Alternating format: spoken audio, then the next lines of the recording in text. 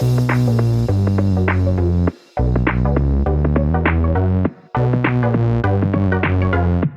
welcome everybody to another episode of Chris and Dave's Reality Cast. I'm one of your hosts, Chris Phelps. My co-host and very good friend is Mr. Dave Horrocks. Hey there, Chris, and hello to our listeners out there. Welcome to Chris and Dave's Reality TV Cast. We're covering Love Island UK Season 8, Episode 10. Chris, here we are on our totally not daily podcast, on a daily show again. Where would you like to start today, sir? Well, we bigged it up. We got the VT. You know, we were thinking that Jax is going to be steamrolling into Jay, Dave, and it didn't happen. It was all editing. There was a little interaction, and I think it was more a bit of a piss take more than anything. But I'm not feeling this Jay, Dave. Absolute body of an Adonis. If there's a body off, if that's even a real thing, him and Davide are going to have a serious contention if we've got a score, and what a body he's got on him. But I just thought he was a bit of a cock. I thought he spoke well in certain bits to Ekin-Su, but as it went on, I was like, oh, he's just a fucking bellend, mate. So I'm not feeling Jay at all, Dave. But Ekin-Su is winning the show, but I do have a counter argument to Ekin-Su. So what did you think about Jay and that, Dave?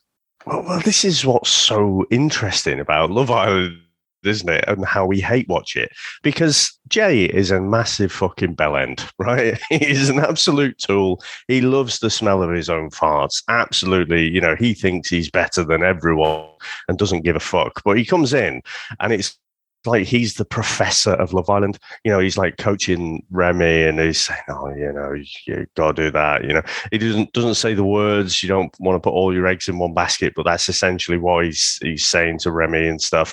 You know, he's playing the other guys. The back and forth with Jax, I thought was interesting. You know, it was almost Game of Thrones level dialogue, Chris, because so much being said without being said directly. You know, both of them, Jax and Jay, were being a bit disrespectful to each other. But Jay comes away looking quite good because it's Jax who ends up looking like a cock because he's the one who says, oh, I'll go over there and flatten you. Which I must admit, Chris, I don't think I've heard for about 25 years or something. I'm going to flatten you. Oh, right. Oh, cheers. I'll see you at break time then. But yeah, so in the outside world, Jay is a massive fucking bellend and I don't like him. You know, anyone in the financial sector, to be honest, but I'm sure I can get in a footsie joke at some point in this series. But, you know, I think he's kind of what the series needs. He's gone in there. He's going to mix things up. He's ruffling the feathers of the lads. All the girls are excited about the new boys coming in. So I think for the drama of the show, I think he's a good thing. Yeah, I think so. I agree with that. And also with Ekin-Su, fuck me, Dave. Anybody, I said it yesterday, but she is in for anybody and she comes in. There's just this thing with Davide, like you said, it's a physical thing. He's a good looking guy, but there's nothing there. And I think with Davide as well, though, Dave, to sort of back her up a little bit, I think he's just never had to fight for anything, has he? He's just never had to make any effort with any of the girls. They obviously must fall at his feet, especially in the UK, the accent, everything. He is quite funny, Davide. I'm sort of warming to him, and I said this the other day. But what I found weird was, like, if you flip it, right? So we had Toby last year, and someone made that reference that Ekin-Su is just Toby. Toby got a lot of shit. Now you look online, and Ekin-Su is loved by everyone. Everyone's like, what a breath of fresh air. Great person. You know, this is what we need. And we did, because we said the first couple of episodes, didn't like the new format, stuff like that. I'm not going to be a hypocrite. I think she's a breath of fresh air. I mean, it's great TV, without a doubt. It's brilliant because you just like, she doesn't give a shit. She says what's on her mind. You're getting it full barrel, whether you like it or not. She basically, her inner thoughts come out straight away. She'd be a great contestant on The Circle, I think, Dave, because she just speaks what she's thinking.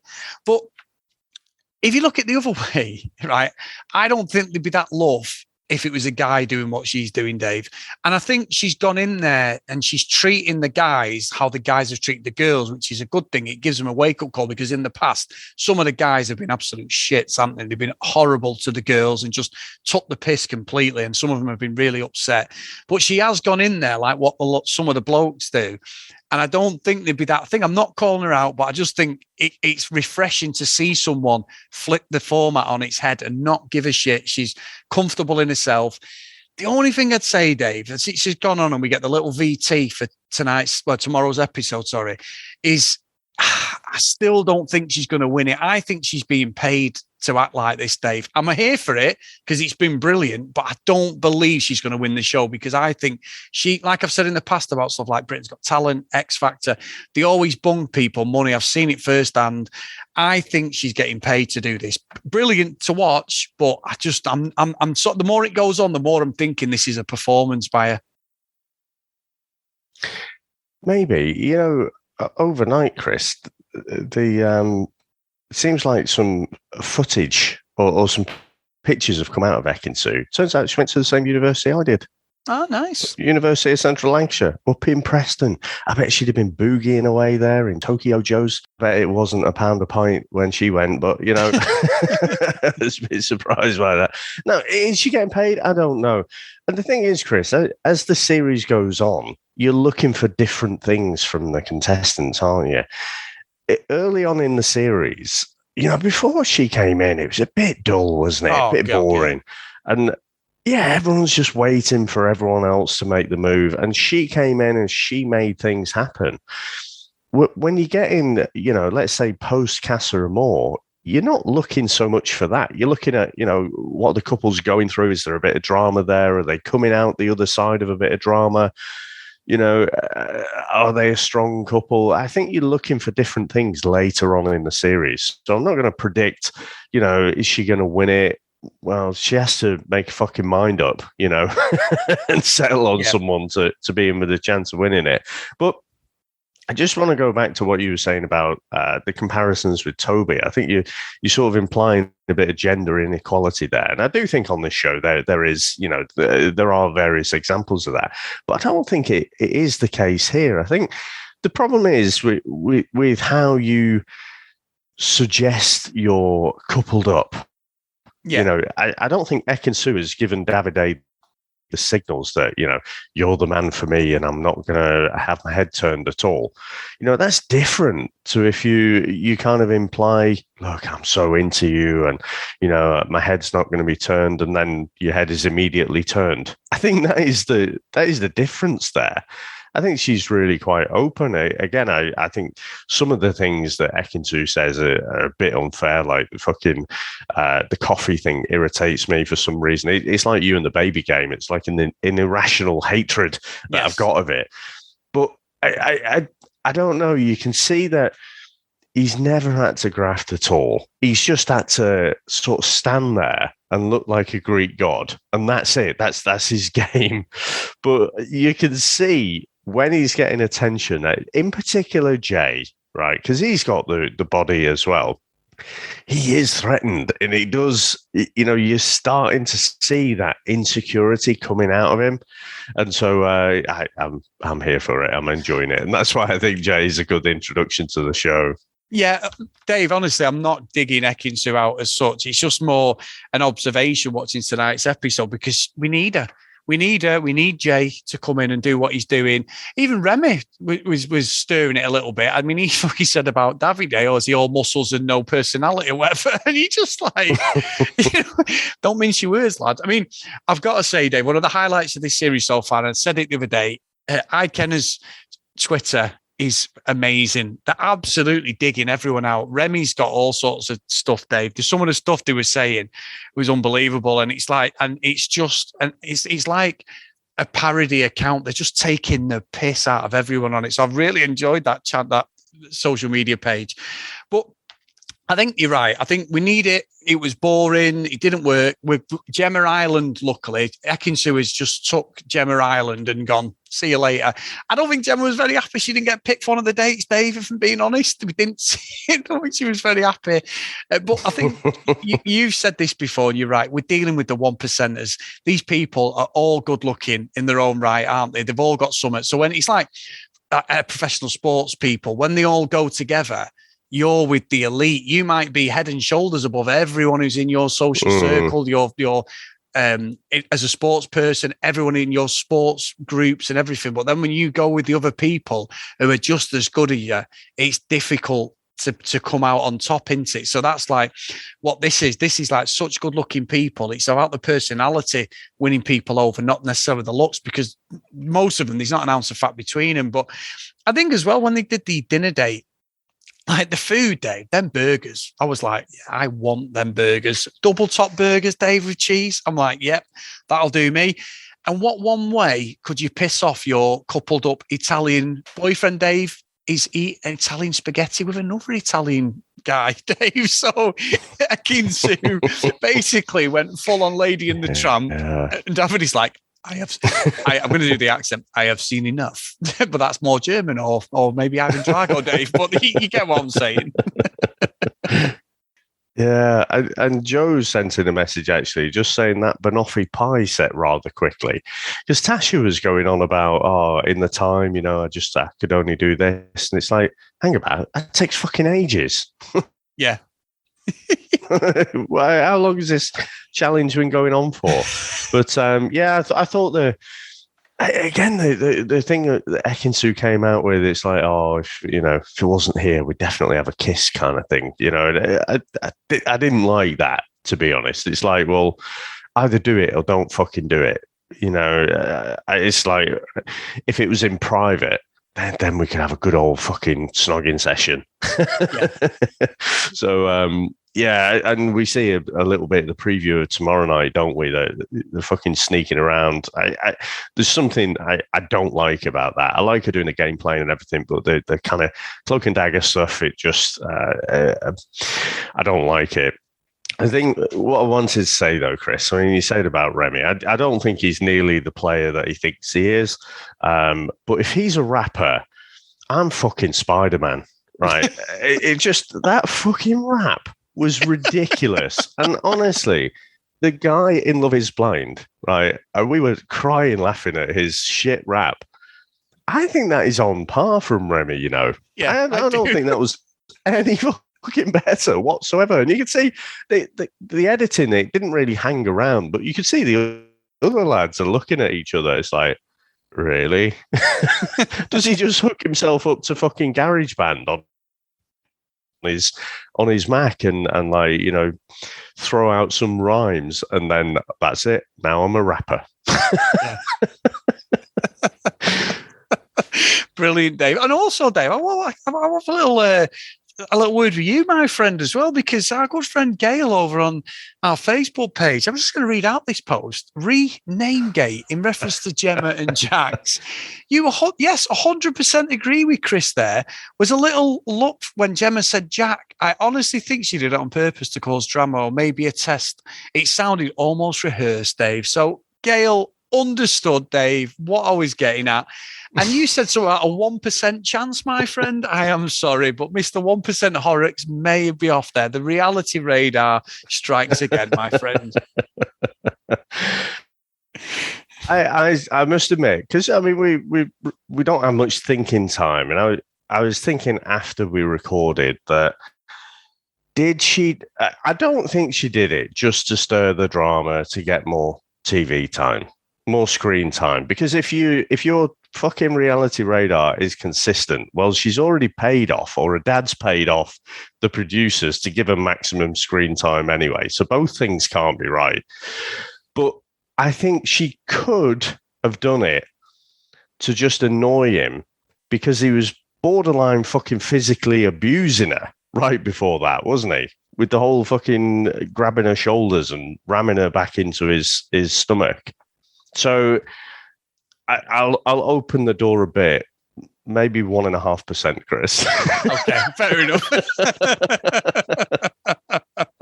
Fair enough. I was asking the question. I was like, what is the motive? Why would she do that? Why would she deliberately say the word Jackson? I'm not having that. She's just, you see the amount of footage, like in unseen bits and stuff. They're shooting all fucking day. They don't get to choose what gets edited and put in the show. No. So I just couldn't buy the whole she's done it to get more screen time thing. But to piss him off a little bit, I can believe that a little bit more. Yeah, but Dave, what I'm seeing it as a victory because everyone calls out the reality radar for being shit. Even you have. So to get someone, one What do you mean? person's back me up. Even I have. I always call it out. You know, the evolution of the reality radar. Because when we started this, season 5, classic season, Hail B to season 5 of Love Island. You know, I openly said, you know, I was the Love Island critic. I hated the show despite never actually watching it. You know, just hated everything about it. Said there's going to be a bunch of narcissists on here, 100% right with that. But there was something that hooked me in there. But Dave, you know, see, I watch so much reality TV. I've got the reality radar. And I'm lapping it up and I'm like, oh, right, okay. Good inside information. It's actually not me who started calling it out. I'm sure it's some of the emails and messages we get that started to call it out. It's like, what was that message in the last season? Your reality radar is I always hark back to that. I think that's the best fucking email.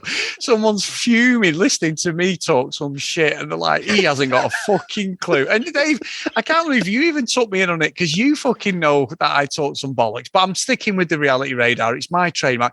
And Hannah on Discord tonight even put the trademark next to it, like she's taking the trademark. I'm not having that, Dave. The reality radar is mine and mine she alone. was quick to, to trademark it. You know, you hadn't put your paperwork in.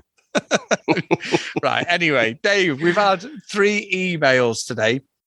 So we've had one from Karen, and it's entitled Josh. Hi, guys. Just a quick note, as I'm not really finding much to talk about yet in this season. Don't you think Jax is the image of Josh from a series ago?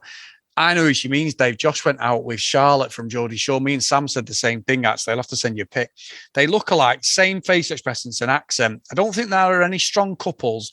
They were put together by the public and nothing much has happened. Ekin-Su and Tasha seem to fancy every guy that comes in. Things need to heat up. So that's from Karen, that Dave. Next one's from our friend Denise again. Davide's looks will coast him through. Davide's game is clever. He's coasting on his looks and doesn't have to make any effort. He's confident that he's always going to be safe because girls will go after him based on his looks, or he can pick a girl and be safe. Ergo, he's not threatened. He can put in 5% effort when it's necessary, and that's enough to keep him in the game without fully committing. Even if a new girl comes in, he's going to drag that out the same way he did with Gemma and Ekin-Su. I don't think we're going to see him ever crying over a girl if he's never failed at getting dates. Ciao, Denise. So great email, Dave. And this one is a long one. This is from our friend Jason. Yeah, I'd have to say, I'd have to think we might see the opposite. Davide's never had to deal with this before.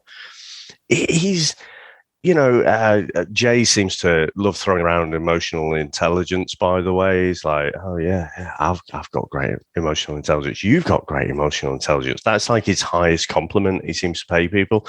But, Davide has probably got the emotional intelligence of a small child because he's never had to fucking deal with rejection at all. So if he does get rejected properly and he started to catch some feelings, I think we could see some blowouts here.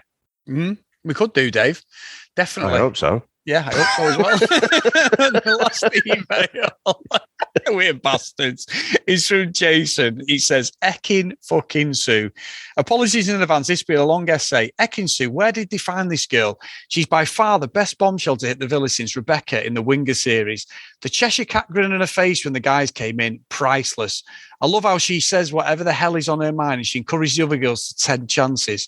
Second topic, I love Jax. I know I'm sorry, but he's my type on paper, unfortunately. I know he said some questionable things and he's very young, so immature, but he's good fun to me. It's fun to me, and I love his cheeky, chappy humour, to be completely honest. And he's the example of why confidence is so important in a man.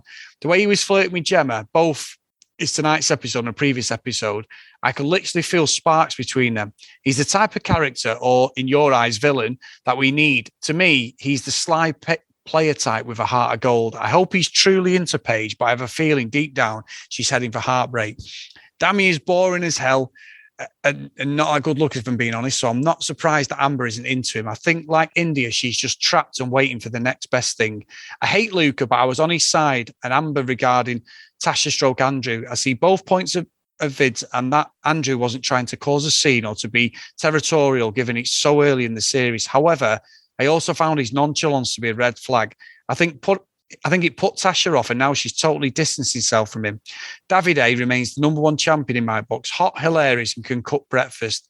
I'd love if him and Paige found true love. Ekin-Su needs to stay till the finale. End of. That's from Jason. So another completely different perspective, Dave. But again, everyone's got an opinion, and I enjoy reading all these emails. I'm trying to actually read them out so you can understand them as well, Dave.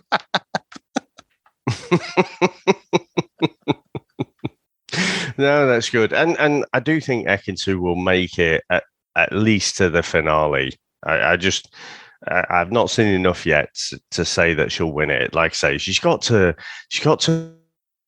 settle on someone. And do you think we'll have Castle this year? I mean, we've got to, haven't we? There's been talk of, shaking it up, trying new things, but even though we'll all groan a bit when Casa Amor comes up, we'll probably love it as well, won't we? We've got to, Dave. And Ekin-Su, I'm here for it, Dave. Whatever happens, she is going to be in, mate, in. But anyway, Dave, brilliant. Another great episode. And thank you, everyone, for emailing in, guys. Just like everyone has emailed in today, cdrealitycast@gmail.com. If you want to follow us at cdrealitycast. And also, if you want to support us a little bit more, get over to patreon.com/cdrealitycast. So today's roll call of honor is Ken Gustafson, Lucky Lulu Green, Lauren, Haley, Susan, Priscilla, Hannah, Dee Dee, Katie, Joanna, Amy, Noreen, Brianna, Helen, Keith, Gillian, Tom, and Zoe. And that is growing by the day. So thank you to everyone who's jumped back on the Patreon. We really, really appreciate you guys. And it's been great fun. Get over to Facebook, Chris and Dave's Reality TV Cast. The episodes are being posted daily on there from Daily Motion. I did see that tonight's episode is up, but people were saying you got to be quick. So get over there, guys. The links are on there, or go on Daily Motion, put in Love Island Season 8, and it should come up. So great stuff, Mr. Horrocks, and that's another one in the bag. Awesome. So on to the next episode, and we'll see what Jay and Ekin-Su are up to. So thanks to everyone for listening, and we'll speak to you next time. Bye.